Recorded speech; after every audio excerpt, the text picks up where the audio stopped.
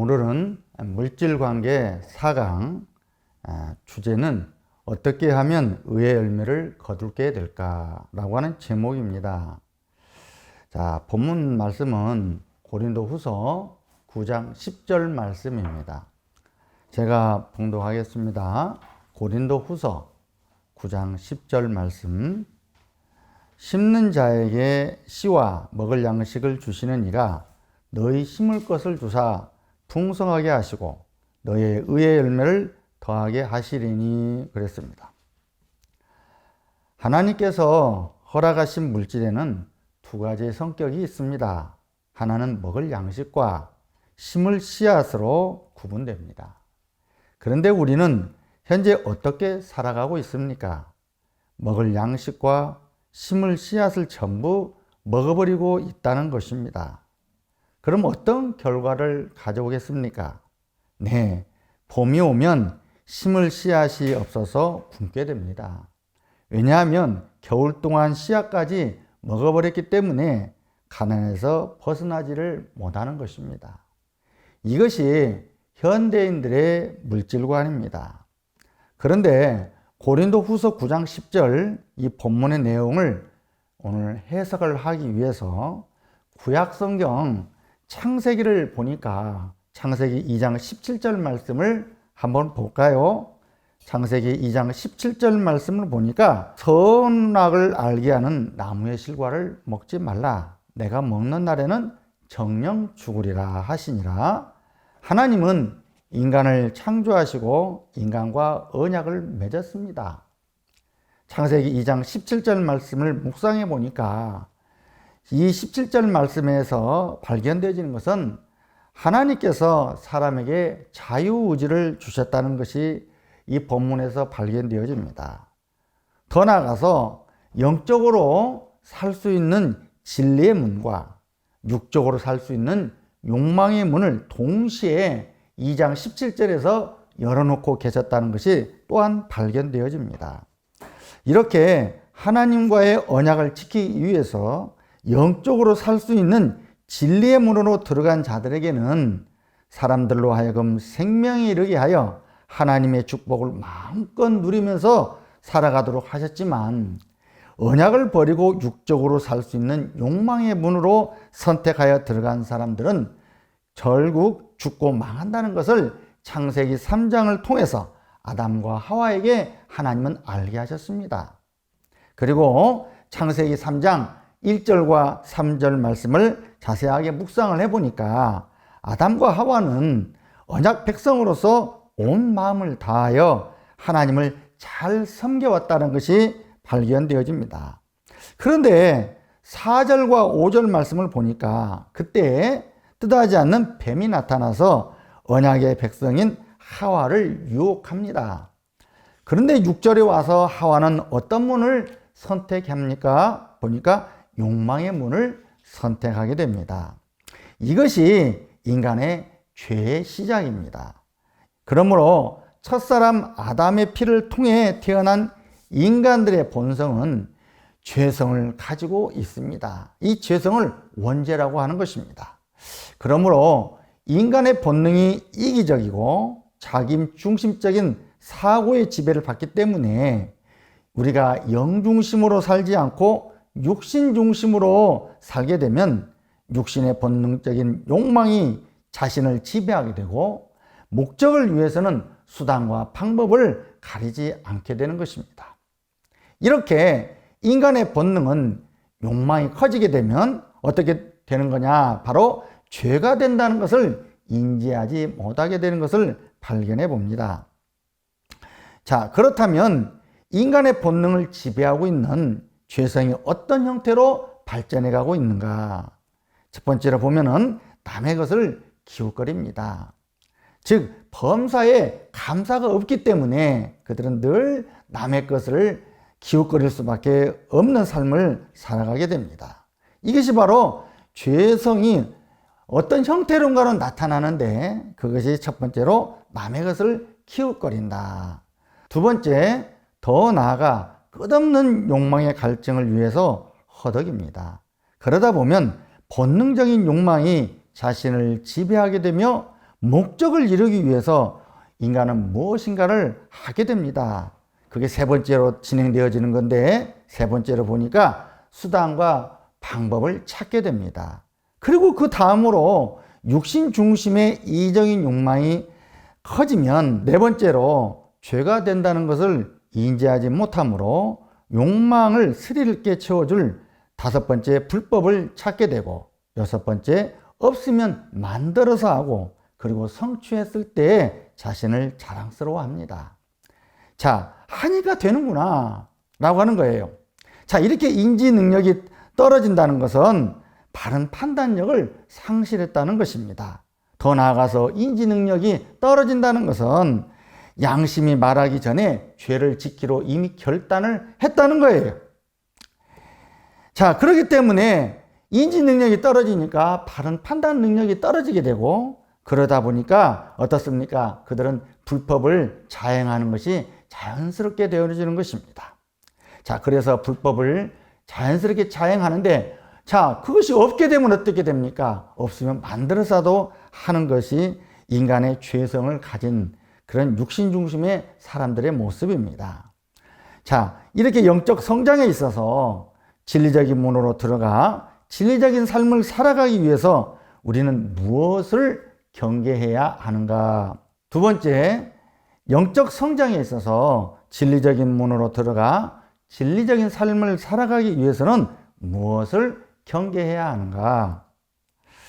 아직도 육신에 이기적인 요소가 남아있어 사망의 쓴맛을 볼 수 있다는 점을 늘 명심해야 합니다. 로마서 7장 19절과 20절 말씀에 보니까 육신 중심에서 벗어나지 못하고 있으면 죄에게 정복당한다고 성경은 분명하게 말씀해주고 있습니다. 그래서 우리가 진리적인 삶을 살아가기 위해서는 첫 번째로 경계해야 될 것이 이기적인 요소를 늘 경계해야 된다. 로마서 7장 19절과 20절 말씀을 보면은 볼까요? 로마서 7장 19절과 20절 말씀에 내가 원하는 바 선은 하지 아니하고 도리어 원치 아니하는 바 악을 행하는도다. 만일 내가 원치 아니하는 그것을 하면 이를 행하는 자가 내가 아니요 내 속에 거하는 죄니라 그랬습니다. 여러분, 아담과 하와부터 사탄은 선악과를 가지고 인간을 유혹한 것처럼 이렇게 사탄은 반드시 인간을 유혹할 때 음식을 가지고 육신 중심의 성도들을 유혹한다는 것입니다. 자, 이렇게 먹고 마시고 즐기는 것이 오늘날 육신의 죄가 된다는 것을 우리는 늘 명심해야 합니다. 여러분, 하나님이 주신 씨와 먹을 양식을 육신의 이기적인 죄성이 전부 먹어버리는 것입니다. 즉, 광야에서 훈련을 받아 요단강 앞까지는 왔지만 요단강을 건너지 못하는 것입니다. 무엇 때문일까요? 아직도 육신 중심에서 벗어나지 못한 사람은 영적인 가르침을 받을 준비가 되어 있지 않으므로 씨앗을 어디에 얼마를 심어야 할지 몰라서 하지 못하는 경우도 있고, 그리고 심어야 한다는 것은 알지만 인색한 마음 때문에 전부 자신들이 먹어버리는 것입니다. 여러분, 성령님께 묻지 않고 성령님의 음성을 쫓아 순종하지 아니하면 어떻게 될까요? 고린도 교인들의 예를 우리가 한번 들어봅시다. 고린도 교인들은 굉장히 지식이 풍부했습니다. 그래서 그들은 지식과 지혜를 자신들의 과대평가하면서 그들은 스스로 자만에 빠져 있다 보니까 바울의 설교를 들으면 바울의 설교 한마디 한마디를 모두 이해하고 은혜는 받았지만 그것을 자신들의 지식으로만 이해를 하다 보니까 그 받은 은혜를 삶 속에서 표현하고 실천하는 데는 능력이 부족했던 것입니다. 그래서 바울 사도는 에베소서 2장 3절 말씀에서 뭐라 하느냐? 우리의 육체의 욕심을 따라 지내며 육체와 마음이 원하는 것을 하여 그랬습니다. 그렇다면 우리가 여기에서 벗어나려면 어떻게 해야 할까요? 요한복음 6장 63절 말씀에서 살리는 것은 영이니 영은 무익하니라. 이 말씀이 실제가 될 때까지 우리는 회개해야 됩니다. 우리 눈이 우리 자신을 볼 수 있도록 성령님께 간구하며 기도해야 합니다. 그래서 자신의 삶을 들여다보니 육체의 일들도 가득 차 있다는 것을 알게 될 때까지 기도해야 하며, 더 나아가서 자신의 마음속에 모든 육체의 이기적인 요소들을 제거하고 싶은 욕망이 불타고 뜨거워질 때까지 성령님께 자신의 죄를 깨닫게 해달라고 기도하고, 그것을 버리기 위해서 여러분들이 회개해야 될 것입니다. 자, 이렇게 우리가 회개하게 되면 우리는 이곳에서 벗어날 수가 있습니다. 여러분, 한번 꼭 요한복음 6장 63절 말씀을 붙잡고 여러분들이 회개하며 이 말씀이 실제가 될 때까지 한번 부르짖고 기도해 보시기 바랍니다. 세 번째로, 진리로 심어 의의 열매를 거두는 역사가 일어나야 됩니다. 누가복음 6장 38절 말씀에 보니까 주라 그랬어요. 주라. 그리하면 너희에게 줄 것이니 곧 후히 되어 누르고 흔들어 넘치도록 하여 너희에게 안겨주리라. 너희의 헤아리는 그 헤아림으로 너희도 헤아림을 도로 받을 것이니라. 첫 번째로, 진리로 심기 위해서는 주어야 합니다. 즉 베푸는 삶이 되어야 합니다. 요한일서 3장 17절과 18절 말씀에 근거해서 보니까 우리가 물질을 주는 이유가, 우리가 물질을 심는 이유가 주는 목적이 이웃을 사랑하기 위해서라고 분명하게 제시하고 있습니다. 요한일서 3장 17절과 18절 말씀, 누가 이 세상의 재물을 가지고 형제의 궁핍함을 보고도 도와줄 마음을 막으면 하나님의 사랑이 어찌 그 속에 거할까 보냐. 자녀들아, 우리가 말과 혀로만 사랑하지 말고 오직 행함과 진실함으로 하자. 이 말씀에서 근거해 보니까 요한일서 3장 17절에서 18절 말씀을 근거해서 보니까 주는 목적은 율법의 대강령, 하나님을 사랑하고 내 이웃을 내 몸처럼 사랑하라고 하신 그 말씀을 실천하도록 하기 위해서 하나님은 뭐라는 거예요? 진리로 심기 위해서 주어라. 자, 그러니까 주는 목적이 뭐예요? 반드시 주는 목적은 이웃 사랑을 위해서 우리가 줘야 된다라고 말씀합니다. 하나님께서 우리에게 물질의 축복을 내리신 그 축복의 의미가 단순히 물질 그 자체에서 끝나는 것이 아니라 궁극적으로 우리 영혼의 유익을 위해서 진리적으로 하나님을 사랑하고 이웃을 사랑하는 법을 깨우쳐 주시기 위한 하나님의 축복의 손길이었음을 우리는 이 말씀을 실천할 때 깨닫게 되는 것입니다. 그렇다면 진리로 심는다는 말이 무슨 말씀이냐? 진리로 심는다는 말이 무슨 말씀이냐 이거예요. 자, 지금까지는 여러분 내 감정에 이끌려 심는다든지 아니면 인정받고 싶은 욕구 때문에 심는다든지, 더 나아가 심기는 심었지만 성령님께 묻지 않고 드리는 행위에서 이제는 반대로 성령님께 철저하게 묻는데, 성령님께 누구에게 언제 어디에 얼마를 주어야 하는지를 묻고 성령님께서 들려주시는 음성에 순종할 때 반드시 의의 열매가 되는 것입니다. 두 번째, 의의 열매를 거두게 된다는 것은 무슨 말씀이냐? 지금까지는 소유의 개념이 내 것으로 여러분들은 생각하고 살아왔을 것입니다. 왜 그렇습니까? 내가 지금까지 내 노력으로 내 의지를 다해서 내가 육체적 힘을 다하여 내가 벌었기 때문에 당연히 여러분들은 내가 번 것은 다 소유의 개념이 자신의 것으로 생각하고 살아왔어요. 그런데 하나님이 주신 그 축복을 심고 거둠을 반복적으로 훈련하면서 물질의 축복을 경험하게 되고 또 그것을 체험하게 되고 또 그것을 우리가 깨달아가면서 자신의 사고가 조금씩 변화되는 것을 알게 되었을 것입니다. 자, 그러다 보니까 이제는 철저하게 하나님이 내게 주신 물질의 축복을 이웃에게 심기 위해서 성령님께 누구에게 언제 어디에 얼마를 주어야 하는지 묻고 음성에 순종하고 심다 보면 변화가 오는데, 뭐가 변화가 오느냐? 내가 가지고 있던 소유의 개념이 내 것으로만 생각하는 것에서 점차적으로 하나님이 나에게 주어진 하나님의 것으로 우리는 바뀌어져 가는 것을 여러분들이 경험하게 되고 깨닫게 되고 여러분들이 자신의 모습을 발견해야 될 것입니다. 이것이 쉽게 되는 것이 아닙니다. 그러니 진리로 심어 의의 열매를 거둔다는 것이 참으로 귀하고 참된 것임을 심고 거두는 반복적인 훈련을 통해서 알아가게 되는 것입니다. 네 번째, 나의 필요를 채울 수 있도록 생각을 열어달라고 우리는 기도해야 합니다. 그의 첫 번째로 만남의 축복을 열어달라고 기도하십시오. 수많은 사람들 가운데 우리는 어떤 사람을 만나야 하느냐? 네, 영 중심의 사람을 만나야 합니다. 왜 그렇습니까? 그들은 기도하는 목적과 삶의 목적이 예수님의 비전과 목적을 이루어 드리기 위해서 기도하는 사람들이기 때문에 그렇습니다.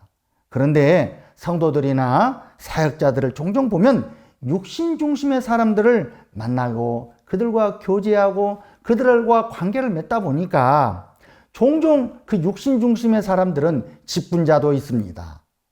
그런데 아무리 직분을 가졌다 할지라도 그 육신 중심의 가치관을 가지고 있다 보니까 그들의 삶의 모습 속에 사기꾼도 있고 그리고 거짓말쟁이들이 있습니다. 그래서 그 사람들과 관계를 맺다 보면은 주로 공통적인 것이 있는데 대화를 하다 보니까 상대를 보면 불쌍해 보이기도 하고 동정심 때문에 그들과 또 만남을 갖기도 하고 어쩌면 대화를 하다 보면 처지가 비슷해서 대화가 통하다 보니 그리고 내 처지를 너무나 또 잘 이해를 해주니까 등등 이러한 이유를 대서 그들은 뭐라고 하느냐, 하나님께서 이 만남을 허락해 주셨다고 쉽게 받아들이면서 이것이 하나님의 뜻이라고 하면서 만남을 유지해 갑니다. 그런데 이상하게도 이러한 사람들을 만나면서부터 문제가 시작됩니다. 주로 이런 사람들은 교활합니다. 그리고 빨대를 뽑고 빨아먹는데 능숙능란한 사람들이라서 이러한 사람을 만나면 절대 벗어나지 못합니다. 이러한 사람을 만나고 나서 대부분의 평신도들과 그 다음에 사역자분들이 고난의 시간을 보내는 신앙인들의 모습을 저는 종종 보게 됩니다. 그래서 안타깝다는 생각이 들어요. 그렇다면 그 참혹한 고난에서 벗어나기 위해서는 어떻게 해야 하느냐라고 하는 거예요. 예, 영 중심의 사람과 육신 중심의 사람을 분별하지 못함을 하나님께 회개해야 됩니다. 그리고 관계를 철저하게 끊어야 합니다.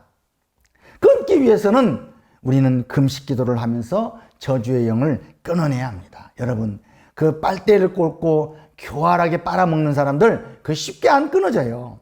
왜? 그러기에는 금전적인 관계가 엉키고 설켰기 때문에 끊어지지가 않습니다. 그래서 끊어내기 위해서는 하나님 앞에 회개하고 그리고 금식 기도하면서 여러분들이 끊지 않으면 그 끊어지지 않을 것입니다. 자, 그런데 성경에서 우리에게 만남의 축복인 모델로 제시하는 인물이 있습니다. 여러분, 누굴까요? 네, 바울과 자주장사 루디아의 만남입니다. 여러분, 이런 만남은 영 중심의 사람을 만나는 것이고 이러한 사람은 하나님께서 인도하는 만남인 줄 믿습니다. 두 번째, 기회를 포착하는 지혜를 달라고 기도하십시오. 기회는 타이밍입니다. 우리가 만남의 축복도, 물질의 섬김도, 이웃에게 심는 것도, 사업의 시작도, 여러분들의 사역을 시작하는 것도 반드시 타이밍이 있습니다. 그래서 타이밍을 우리가 맞추기 위해서 그런 지혜를 달라고 하나님께 기도하는 것입니다. 하나님은 계속해서 우리의 생각과 마음과 손에 우리가 따라 행할 무엇인가를 주고자 하십니다. 그렇다면 우리가 어떻게 해야 되느냐? 네, 성령님께 기도해야 합니다. 그리고 준비를 해야 합니다.